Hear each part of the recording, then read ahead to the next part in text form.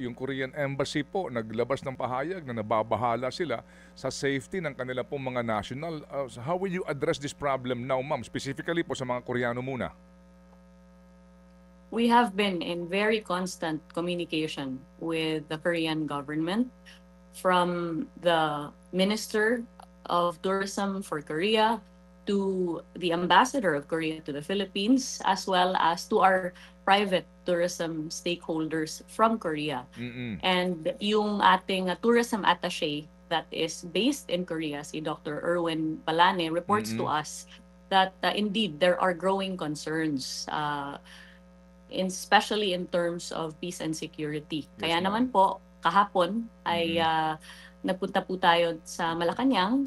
Nag-convene po yung ating executive secretary ng isang meeting na interagency attended by the DOT, the DOJ, the NBI, the Philippine National Police, the ILG, Bureau Mm. of Immigration, PAOK, and all other law enforcement agencies. And there we tackled the measures by which peace and security can be safeguarded, especially sa ating mga South Korean visitors. Nag-propose po yung Department of Tourism ng paggawa ng isang national task force specifically for tourist safety and concerns. And on our end naman po, patuloy yung ating mga trainings for Mhm. tourist police. Nakapag-train na po tayo ng more than 8,000 police all over the country. At nagsimula na din po yung training natin para sa ating mga barangay tanods, para naman may police auxiliary forces doon sa ating Aha. mga local government units. In addition to that, nagsimula na rin po yung training ng ating Korean language speaking police.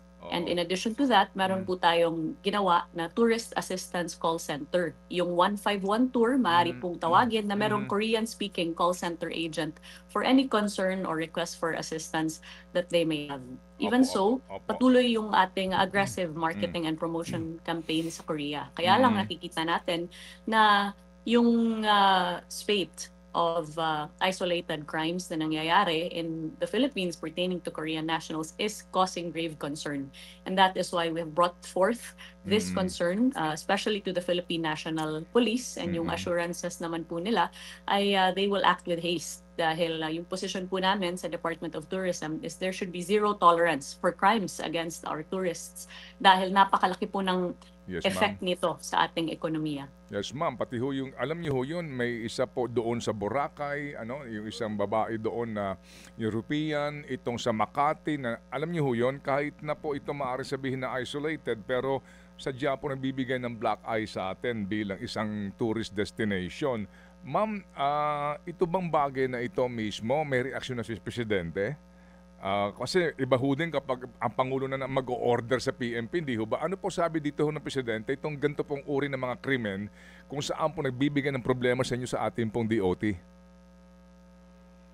Well, what I gathered from the meeting yesterday is that this is a matter that is being taken with grave seriousness by the administration. And in the words of our executive secretary, ay naglabas na po ng utos na bigyan talaga ng prioritization yung mga Mm. crimes na ito by Mhm. the Philippine National Police. And the fact that all of the government agencies has been convened would Mm. show Mhm. na yung nais po ng Marcos administration ay magkaroon ng whole of government approach to secure tourist safety po sa Opo. Pilipinas.